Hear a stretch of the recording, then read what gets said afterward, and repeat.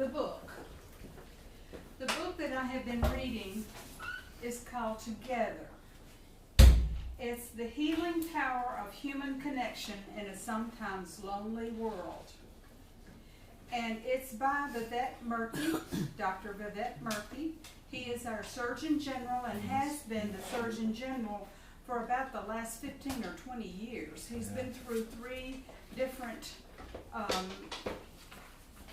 administrations, and he's well loved by everybody that knows him, and you'll see why, because he's just such a caring, sweet person that comes through in this book. And so I want to tell you a little bit about Dr. Murthy. He was born in England, and he I've got copies for y'all.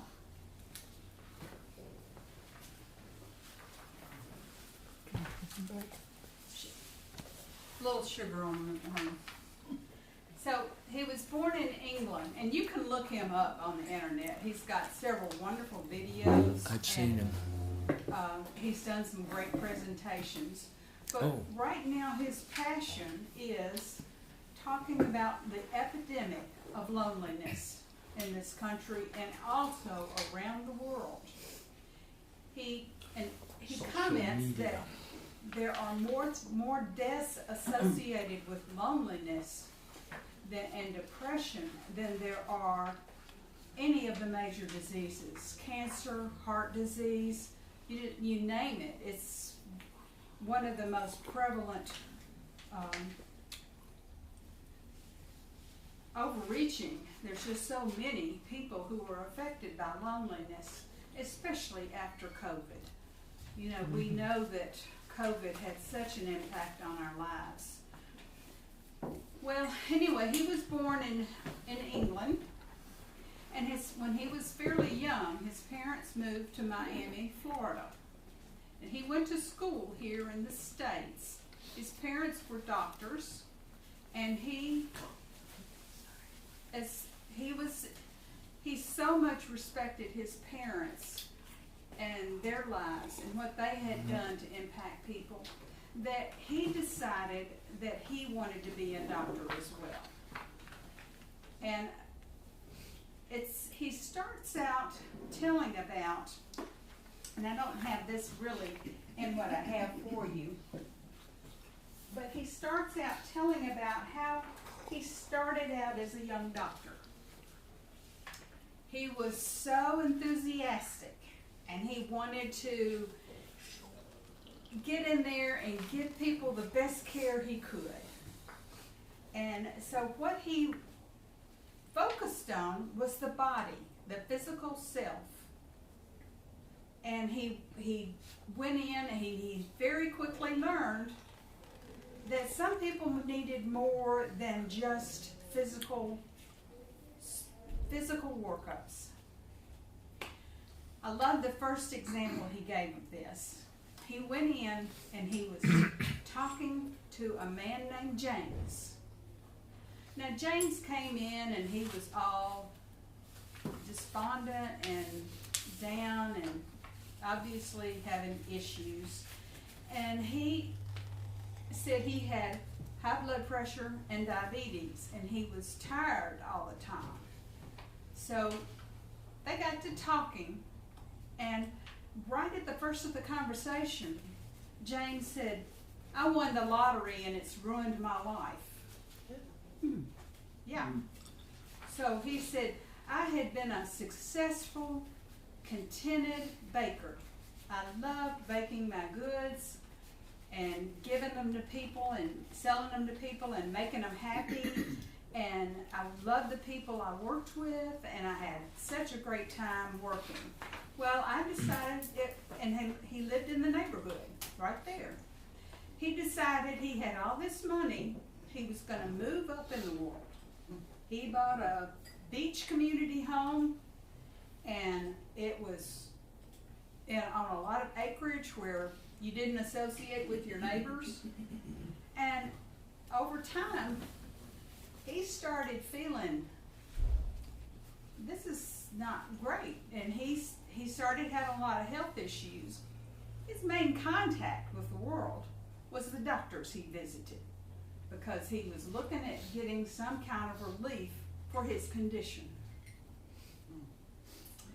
And what Dr. Murphy ended up doing, to make a long story short, is he ended up advising him to see a social worker and get involved in community work and getting involved in doing things in the community that he would have contact with other people. And so he never really knew what happened with James, but he was hopeful that he would take that advice and do something to help himself other than worry about his physical condition. So he started realizing, as he saw patients, that it was more of an issue. Many people had issues with loneliness and depression. So he started not only addressing the physical needs of his patients, but the emotional needs of his patients. And as he advanced in his career, this became a passion of his. So I'm going to start out by telling you that what he found as he looked around was that loneliness is an epidemic in this country. Not only in this country, but worldwide. And he got other people together around the world to start looking at this. Why is this possible? What is going on? Well, you know, like I said, a lot of it had to do with COVID, with people feeling so isolated and everything. But he got into looking at loneliness much more closely. And that's what we're going to talk about today. So I'm not going to be the only one talking, just so I'll let you know, if you don't speak up, I'm going to call on you, and I'm going to call on people that I know are going to speak up. So. Carla, get ready. All right. So, for people that I know are not going to speak up.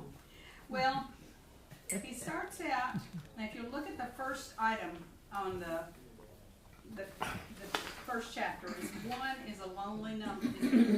One isn't always the loneliest number. So, first of all, does everybody remember the song? Yes. One is the loneliest. Okay, that's what I started with I that. think it's $3.9, but I could be wrong. I've come across a lot of that. So, I thought the same thing when I read that. I Two said, can be as lonely as one. Yes. That's the next line. It's the loneliest number system. Oh, there you go. There's another. but he says it isn't always the loneliest number. So. Yeah, how often have you heard the comment, nobody understands me? Do you understand anybody? I have trouble understanding myself, so I don't go any farther than that. Well, that's part of this whole thing. that's the reason I call you Sparky. All right, we're going to look at loneliness.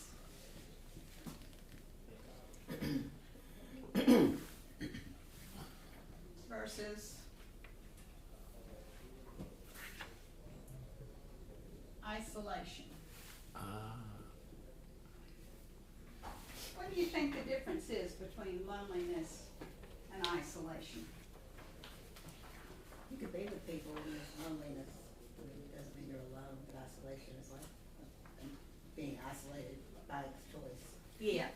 And sometimes actually isolation is good for you to regroup when you have to hit That's the one of our topics. yeah, Okay. You're right on point. So, loneliness is subjective.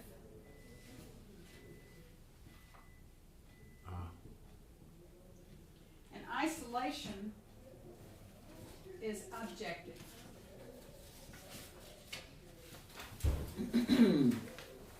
Okay. What were you going to say? Loneliness is a mental state and isolation is typically a physical state. Yeah. So, thank you. So you're getting the idea. Loneliness is more emotional. It's more about what you are and what you do.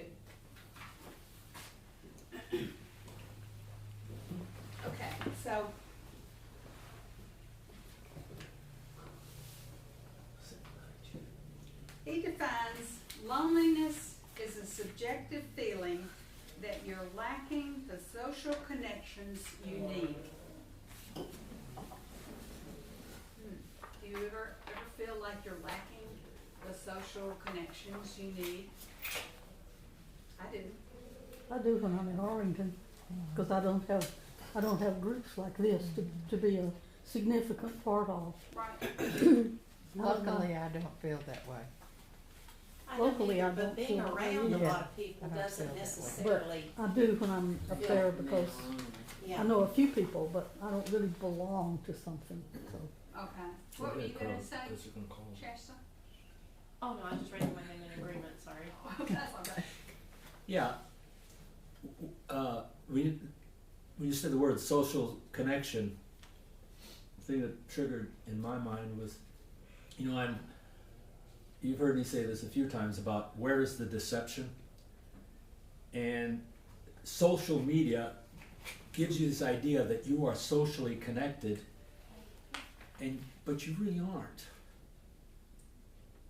I mean, if it's people you see every day or that are part of your family, that still, it might be some kind of, but all the rest of this stuff, you think you have 1 million friends and you have nothing. It could be a bot you're talking to, an AI, some artificial intelligence thing that somebody Or put some out there. predator. Yeah, there you go. But initially, Safety it was problem. a good thing. Like, I know a lot of my older aunts, they only had friends that were in their family. But, like me, I started taking friends I didn't even know, so they quickly added up. But it can still work, if it's Yeah. done correctly. But if you're fighting loneliness and you go there, It's all you have, though. but you won't, but the fact is you're still alone. Well, with me moving around as much as I have, not that it's been that much, the only way I had at the time, keeping in touch with my friends in Memphis or in South Carolina, was on Facebook. Yeah, And- and from that point of view, there's value there. Yeah. The people that you already know, you have connections with, you want to keep the connections. Right. But if you have no connections and you go to social media to make connections, you've been deceived. Right. And one thing too, it can make you depressed. That was on NPR. They had a special about that because you see all these people in the Cayman Islands and visiting, getting a new dress. Most of the time, people don't go on Facebook and put their worst self out. So Yeah, you know what always gets me what? is these happy families that are together. Oh yeah. Because, well, we'll get into that. All right, so you can feel stranded, like you've been abandoned, or you can be cut off from the people with whom you belong. And even when you're surrounded by other people, and I think it's odd that you said that about Arlington, because your family is there. Yeah, my family is there and I'm close to them and I see them some. But see, I live separate from them and they're both well, my grandson's away in school and my daughter and her husband have extremely demanding jobs. And so their world is different up there from the world that I'm in up there. Right. So, Yeah. and they're totally good to me, but they can't be the group that I belong to and I don't expect them to be my social life. That's not their job. And it's also interesting So- that you haven't found a good church connection up there. Right. Yeah, I went to church last Sunday, and it was very good. Oh, Later, I'll tell you a funny church story okay. that happened last Sunday. Where'd you go? To Mount Olivet. Oh, no. There's some important statements here. You may feel you're missing closeness, trust, and affection of genuine friends, loved ones, and community. And one of the things that I know I found was really something I was missing was not only human contact and conversation, but human touch. And when they started those emojis with the hugs, I thought, that just doesn't get it. Yeah, it isn't. And I know when I left South Carolina, right in the midst of COVID, it was May 2020, and it was just total isolation for everybody. And I had gone up to clean out my office and say goodbye to all my friends there, which was horrible. And because I'd been working there for 12 years, been working with those people and been very close to the people I worked with. Several of the administrators had been my students. So, you know, I knew them all very well and watched them graduate and get married and have kids. And so they were like a family to me. And when I went in to see the young woman that I was particularly close to, who is now the director of undergraduate studies down there, she said, I so want to hug you, but I know I shouldn't. And I said, I know. She has a little boy, and I didn't want to hug her because of the possibility of exposing anyone to COVID. So that became a real issue for me, is because I'm a hugger, and I enjoy, my Kevin gives the best hugs you have ever had. He's bear hug. Did he hug you? Yeah, he gives good hugs. And so when I moved up here, I once again had that. I had that between Kevin and my daughter-in-law. But it's not the same. So, and we'll get into all the different kinds of things and everything. All right. Because there are dimensions of loneliness. There are different types of loneliness. Yes, brother. When I get lonely, I go over and visit Pat and Grady. And that keeps me from being lonely. Yeah, They keep me straightened out. that's good. Especially Grady. He's always telling me what to do. Way to go, Brady. That's good. That's a good thing. Makes you feel right at home. Yeah, it made me feel right at home. Always telling you what to do. Okay, so there are dimensions of loneliness.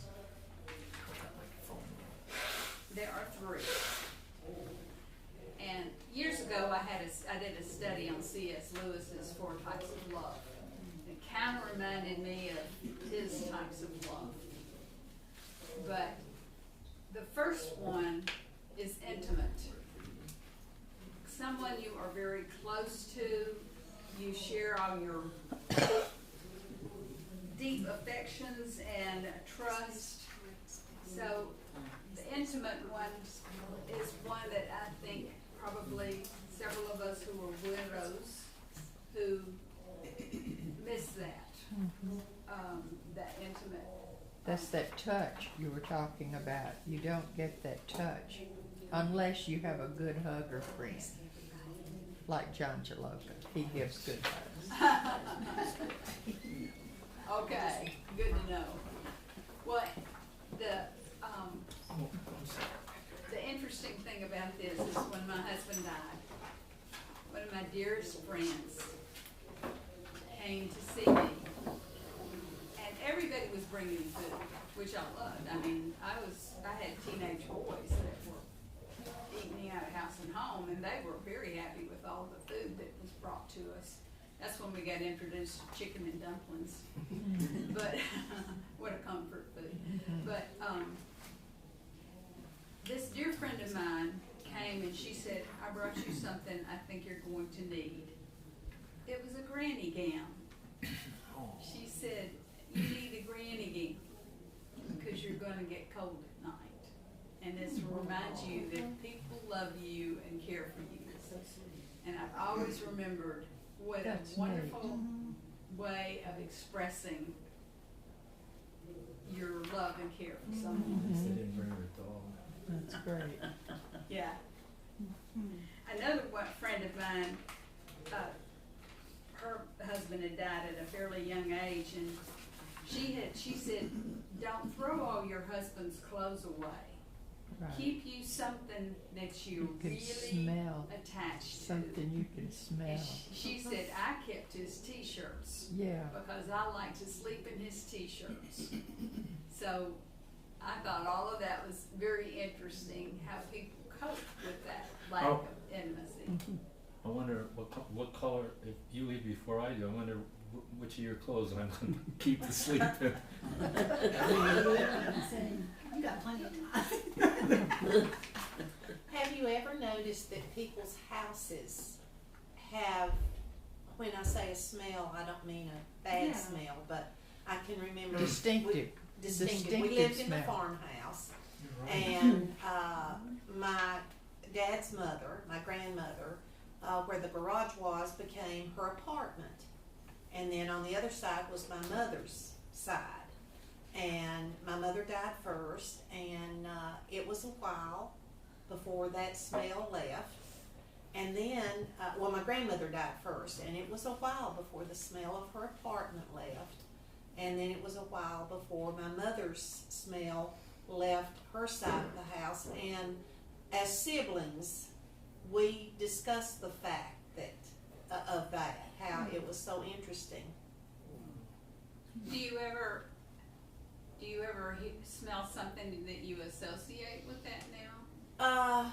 Well, yes. I heard a thing on NPR one time that this fella said he lost his sense of smell, and he did not realize how many memories were associated with smell. And I can smell things cooking, or things that remind me at least of the kitchen when we were all in there cooking and everything. And he mentioned how the fact that his loss of smell took so many of his Christmas memories away. And if you don't listen to NPR, it's full of interesting bits of Yeah. Yes. stuff. And suggestions for books. And so, There's yes. a current book, I think it's pretty popular right now, and I remember the exact title, but it's The Five Senses. It's Living Through the Five Senses. It's Gretchen Rubin. I don't know if you've read any of her stuff. But it's interesting that you talked about smell, because that's one of the senses that sometimes we neglect. You know, your vision and your hearing are probably the most influential senses that you have. But those others, like smell or touch, you were talking about touch. Yeah, the other day I smelled something I hadn't smelled in a long time, and it wasn't around me. And then all of a sudden my smell came back. I didn't know it was gone. I keep thinking, did I have COVID without me knowing it? You might have. I may have. I asked my But maybe doctor that's next time part I of go to. loneliness, is missing the sensory experiences. But you know, But I didn't know it was without gone. memories, I cherish my memories. When you said that, I thought chocolate chip cookies. My mother always baked chocolate chip cookies for us. So, what are some other things you remember about your parents or? I remember my mother used that wax, that strong wax to clean with, so now when I smell it, I'm like, oh, the house is clean. My mother used a perfume called Taboo. Oh, I remember yes. Taboo. I And you know, remember a it. few 2 or 3 years ago, I got thinking about that. And I looked on, I think it was that Vermont country store, Yes, yes. had Taboo. And I bought a bottle. I have a bottle of Taboo. It's in Arlington. But it didn't smell the same. Yeah, wasn't on your mom with her It wasn't the that same. sense. One of my fondest memories is always a certain smell in my mother's house. It was that smell in my head. It was the smell of home. Her home always had a certain smell, and I'm sure it was a combination of the products she used, what she cooked, but it was the most wonderful smell, and I haven't smelled that smell in a long time. But my grandchildren, just when we weren't even talking about it, one time, one of them said, "Gran, I love coming to your house because of the way it smells." And to me, my house doesn't smell. It doesn't have a smell, but to them, it's that comforting feeling, and that was a wonderful thing to have said to me. you know, by one of them, that they were having that, and I thought, that's that feeling that I got when I went home. But I would go in the back door, and I would sometimes stand in the kitchen and just smell. It was You know, wonderful. it's interesting, we're talking about the sense of smell. And one of the other comments I've heard about people who have lost someone, they keep a piece of clothing and they smell Yeah. that clothing because that still has the scent of that person. My great grandmother was like my first best friend in life. Shirt of yours when you take candy. Sorry. And she used to wear Avon Birds of Paradise, and she had all those little bottles. She collected them. She never got rid of them. We had like a box full, and I can still smell it and turn around and think she's there. Yeah.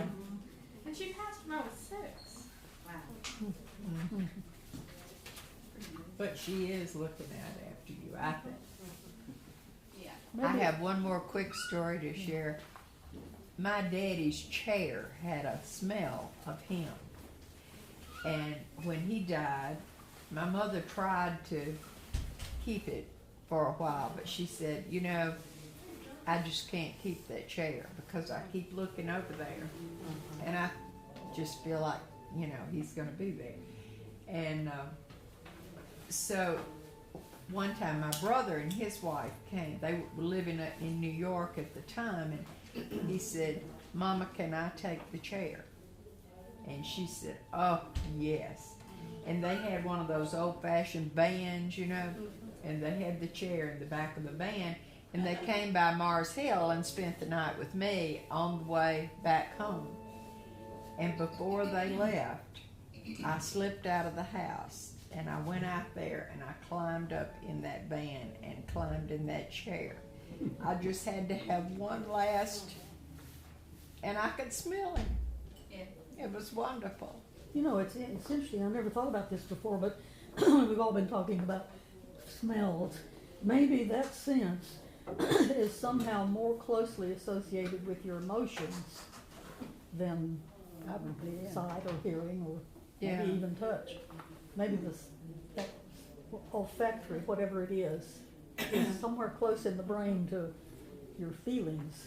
It's What like is an your extra emotional sensory. response to What's that smelling book you talking about? something? I'll have to Oh, look it up. well, Justin, I got it. I think it's living Yeah. through the senses. Yeah. I can do the Breathing. same thing. I'll think of a baby dog walking by itself I'm and not I sure cry. Oh, well, Senses. I'm past that, but when I think about my parents, It's interesting that that's the first bond that develops is based on smell between mother and child. Really? Because the baby will not take food from anyone else, right, usually than the mother right. initially. That's true in most animals. I think so. I may have left it in At least according to James Harriet. Yeah. All creatures, great and small. Usually a lot of baby animals, especially mammals, when they're born, the mom will rub their scent glands on the baby, so it's like, it's mine, but also like, this is your mom. Uh-huh. But before my son passed away, you know, he had schizophrenia. He didn't keep himself very clean or dress nicely.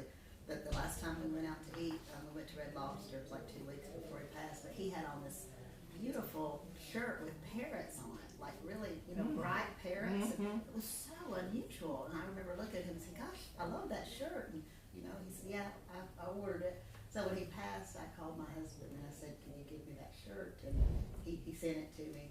But for the longest time, I couldn't even look at it, you know, because I just was like so upset, you know. But the other day, I got it out and I actually wore it, and I felt so warm and just a real connection to him. Yeah. And I think too, with people that pass, I don't know if you've experienced this, but I have sensory experiences like from almost like Colton is there right when I need him, you know, right when I'm feeling most upset. There'll be something like his college diploma or something will be there, and I'll be like, wow, you know, and it's like he's speaking to me. That's a real gift. It really It is. is. Yeah. That's For a while, I wonderful. couldn't look at it. I'm glad you got that shirt. Yeah. Well, that really doesn't get into the intimate, but that's still, you're getting the idea of what that is. And then there is the relational or social, the friendships, the people that we have social interactions with, and that's what we miss so much during COVID. You know, it was great to interact with you all on We feel like we got to know you during COVID. It was great. I really enjoyed that. But it's not the same as being with you. Being with you and being able to look at you and look at your eyes and see your smiles, it was so much more, a much better feeling than it had been. But we all felt like once we got back together, we knew you, Margaret, because we got together in that way, and it was like, and I can remember like there may have been 1 or 2 Sundays when you weren't able to join us, you were doing something, and we would all say, well, where's Margaret? Where's Margaret? We hadn't even met you in person yet. Oh, wow. Yeah, that's when we got to know her. I didn't know that. Yeah. Well, I'm not exactly. Well, you've got your sheets, and I do want to mention to you the last thing I gave you is a sheet that was from Richard Moore's devotional meditation this morning. And that Richard Moore is talking about the gift God gave us of the Spirit and about the breath of God and how that applies to loneliness. So catch that in that and see what that has to do with loneliness. Well, I feel so fortunate that I can honestly say I am not lonely and I don't feel isolated, but it's because of the friends that I have gathered through all the years, and I have friends in this group and friends in this group, and then my children stay in close touch even though we're not together very much. So I just do not feel lonely and isolated, you know. That's good. It is good, really good.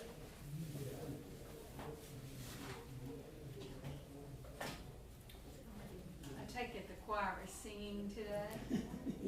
We're losing all of our Musically talented. Susan, you gotta go. Oh, baby, get out of here. They'll wait for you.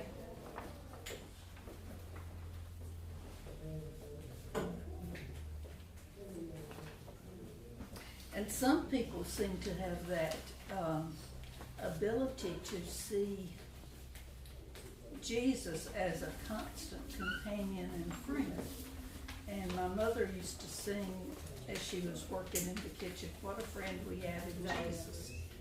And that was her very favorite friend, and I believe she thought that was real.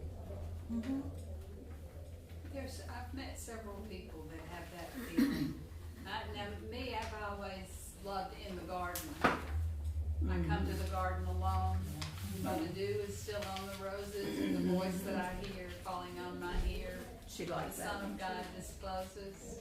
He walks with me and he talks with me. He tells me I am his own. Yes. Yes. I find that it's easier for women to talk about and acknowledge loneliness than it is for men. It's the ones I've known. That's a lot of that, especially around here, is that toxic masculine cowboy culture, I call it.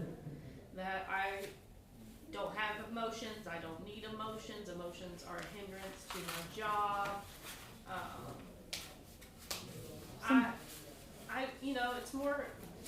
It's like there's a common thread of like the emotionally unavailable father, and I feel like that's, evident in a lot of men that weren't allowed to have emotions. Like my boyfriend grew up Latino, very machismo culture, and he's just, and I don't mean to be rude, he's a grown man, but he's just now kind of figuring out the very nuances of his feelings. He's like, oh yeah, I do think that because of that, Yeah. And it's because he's now has that space to do it. I think that's ingrained in little boys sometimes. Oh, yeah. not everybody, but I remember many years ago, there was a little boy, part of a family here in the church, and he was out in the hall out there, and he was crying. He was upset over something. It wasn't a tantrum crying. He was hurt over something. He was crying, and his mother said, "Don't cry, little boys, don't cry." No. And I heard that, and even at that time, I thought, oh my goodness, Yeah. Oh, don't say that. I got that from my dad, because my dad raised all boys, and I was like the only girl, and he had no clue what to do with it. And so he'd be like, "Man up," and I'd be 4 and crying because my popsicle fell. But Shasta, with your generation, I say you're maybe a little older than the computer. Don't you think it's opened up some things? Like you can do this FaceTime, and that actually is, Oh yeah. that's valuable to some degree. Or Oh, my boyfriend lives in Tucson. If it wasn't for FaceTime, we wouldn't have a relationship. you know what I'm talking about. I mean, that's partly something that's used by a lot of young people now. Mm-hmm. Yeah, my granddaughter does. We do it with her. No, not so much. She's too busy with her friends. Oh. She's in Walt Disney World with one of her friends for her birthday weekend. So, yeah. My grandmother learned how to FaceTime when she was in the hospital, because you could only have one visitor a day. It was in like early 2021 when she broke her hip. And so Mom would come every day and she would take turns FaceTiming people. Oh, And it was like her social calendar was filled at the hospital by FaceTiming everyone to talk to them.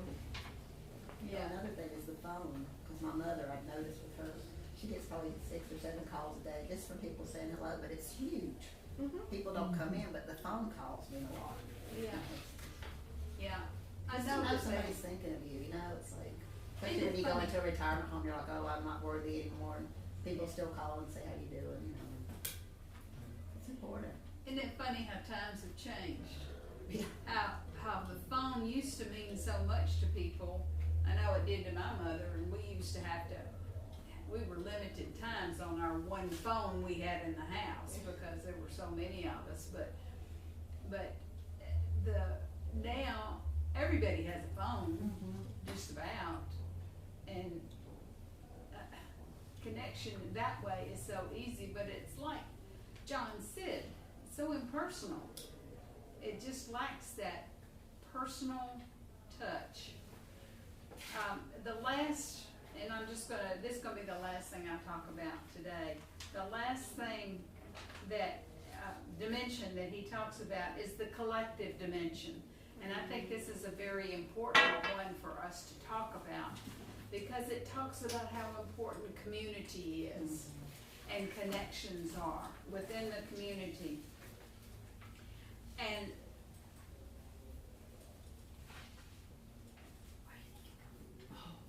his one comment was the network of community of people who share your sense of purpose and interest. Don't you find that true of all of us? We share a purpose and an interest so much of the time.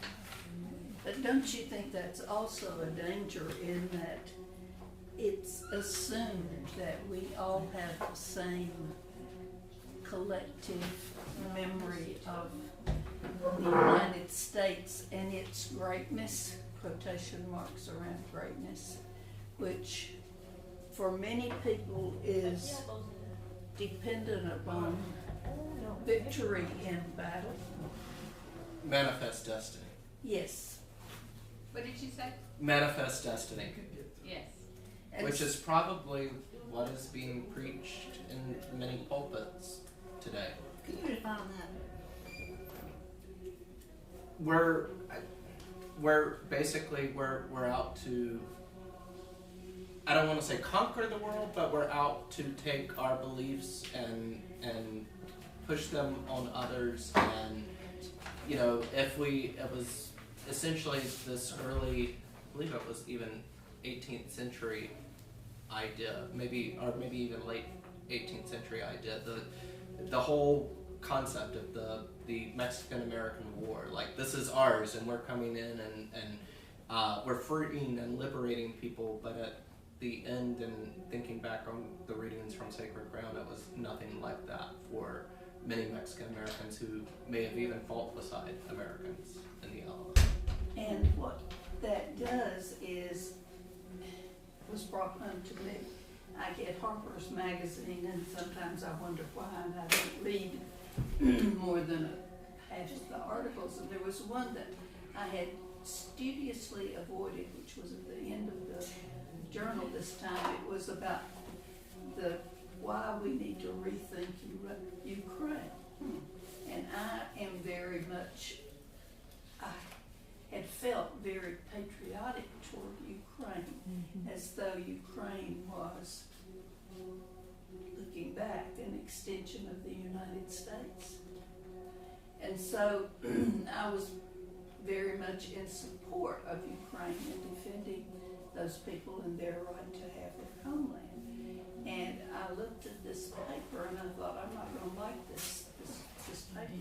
So I read it, and it sort of cast a little wedge into my thinking about Ukraine, because it said that the United States had deliberately shifted the balance of power which was between the United States and USSR, and that we had pushed that balance with our support of Ukraine, which makes Russia feel more threatened and apt to do things which could be disastrous for the world we live in. And that had not entered my consciousness, that we were deliberately.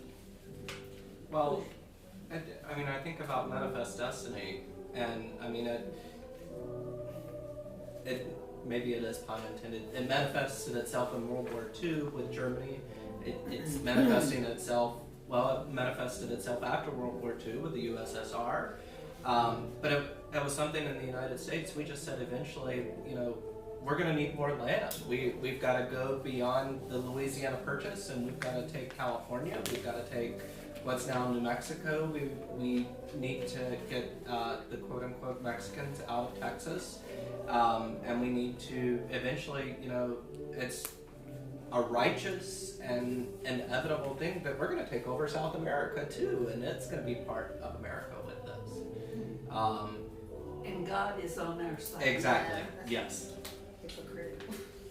Onward, Christian soldiers, and God bless America, you name it. And in a way you could understand that thinking, because if you do nothing, and if you are not able to play against the big boys in this game, you're going to get swallowed, right?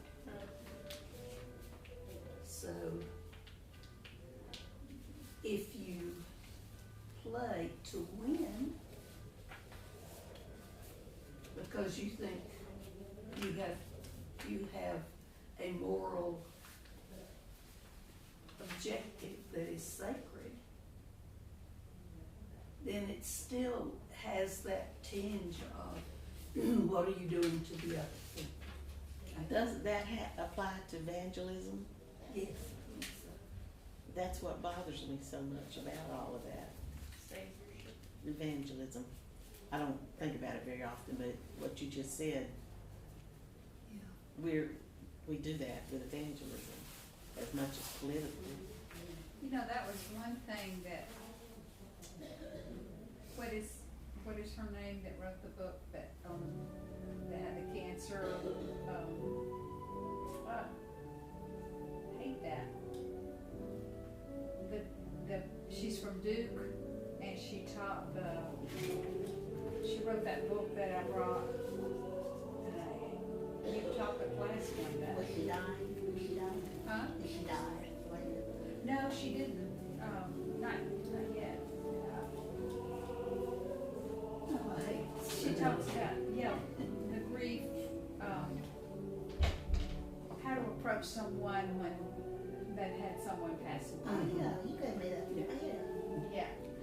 Well, one of the things that she wrote her PhD on was the congregations that do the evangelism, and she had a word for that type of a church, that they push their values and feel like it's about, if you're a child of God, then you're going to be wealthy and you're going to be happy. Yeah, and so she did a whole series of talks on that. Gosh, I'm sorry, I can't remember her name. Huh? Yeah, one of the things about, no, I've always been that way. It's not just about getting old. But The hardest thing for me in teaching was learning the students' names. I could not remember names very well, so I've had that block against yeah. names for a while. And the other thing I was thinking about when you were talking about Ukraine is I had some Ukrainians come and stay with me, and they were from Eastern Ukraine, which was not so much under Ukrainian influence, it was more under Russian influence. And I think it is part of the Russian territory now. Right. Well, she said, we don't really like what the Ukrainians are doing right now. They're persecuting us because we don't believe like they believe. And they were glad that the Russians were coming in and taking up for them. So it was an interesting perspective to hear the sort of the other side of the story. That How big is Ukraine? You know, like in land? It's a big nation in that area, very big and large. You can travel throughout easily. It's the breadbasket, which is really the most important thing. They grow the wheat for a lot of the rest of Europe, and that's been interfered with by the war considerably. And the whole cities are rubble, yeah. and that's called winning. But what's the alternative was to just let Russia come in and take over another country? I don't know either, but Take it's their just, grain and take what they you know, it's hard, but they wouldn't keep their oil. Well, last time they came in, that was not the last time, but one of the times they came in 1945, 46, Stalin burned all the wheat and they starved. So there you go with Russian ethics. Well, I can't understand why you're saying these people have a leg to stand on. There is no two sides. The way they've been murdering civilians, there are no two sides. If so, it's very slim. But that's my opinion. But if that, I think the premise of this article was if that bad situation could have been avoided by letting them have it, would that have changed the balance of power that much?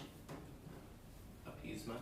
I mean, but at the same time, it's no different than the United States has done with Puerto Rico, and the treat, like to this day with Puerto Rico, I forget the act, but if Puerto Rico wants to export anything that they grow there, which they have a really large, and historically have had a really large coffee and banana product, but because of an act that we put into place in the late 1800s that's still on the books to this day, if they want to export that, it has to be first sent back to U.S. soil before it can, or continental U.S. soil, before it can be exported to another place.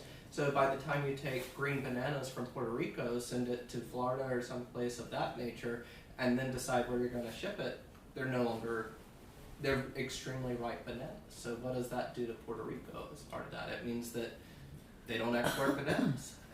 So they've had to explore other means of making money in that area. And I can't help but think about that idea about ain't gonna study war no more. If we were really into that passage in, I don't know, Micah, I guess it was, or Isaiah 1, about the time will come when they will beat their swords into plowshares and make peace rather than war.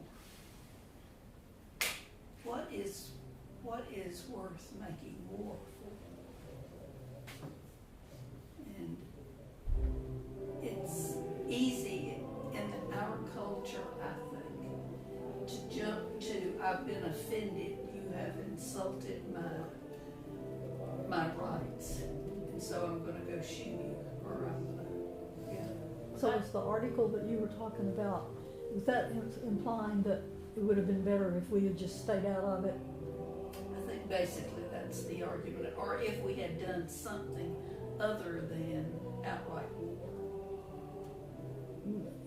Like Other than trade support, and- because we, yeah. oh, yeah. Yeah, the only trouble that I see, and I didn't read the article, so I shouldn't talk about it, but, if I understand, and maybe I don't know, you know, you believe, you read and hear, and you don't know if what you're reading and hearing is the real story or not. But it would appear that the next step would have been for Russia to take Georgia, and then the next step would be to take somebody else that used to be part of the Soviet Union until he rebuilt what to him was the Soviet Union. I think that was the danger. I think that was what was perceived as the danger, so I don't know.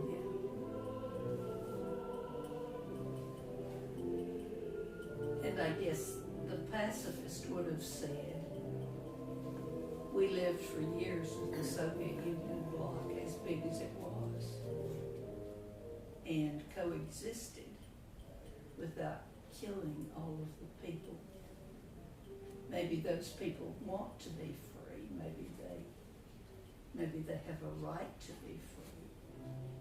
But when we go into a country, we tend to call the shots and make it a reflection of our way of life. Well, I think we've been careful to stay out physically of Ukraine. Now, we've sent lots of weapons, we've sent lots of money, and we're still sending it. That's one of those things where I think there is no solution, no quick solution. It's Either way, mess. it's a disaster. But to answer your question, where we have war, I think if something's being done, like in Germany, like when Hitler was Persecuting yeah, the some Jews. humanitarian thing, if life and death. There is, what is a sacred or what is it? Just war. Just for